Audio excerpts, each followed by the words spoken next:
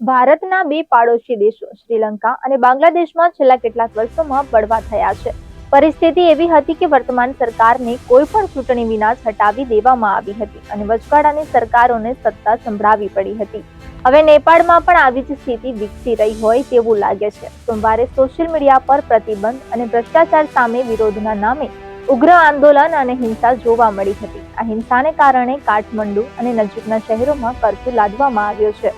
આ પછી પણ હિંસા અટકી નથી. આજે ટોળાએ વડાપ્રધાન કેપી શર્મા ઓલીના નિવાસસ્થાન સહિત ઘણા મંત્રીઓના ઘરોને આગ ચાંપી દીધી છે. નેપાળના વડાપ્રધાન કેપી શર્મા ઓલીએ કટોકટીની સ્થિતિમાં પોતાનો જીવ બચાવવા માટે એક ખાનગી એરલાઇનના વિમાનને સ્ટેન્ડ બાય પર રાખ્યું છે.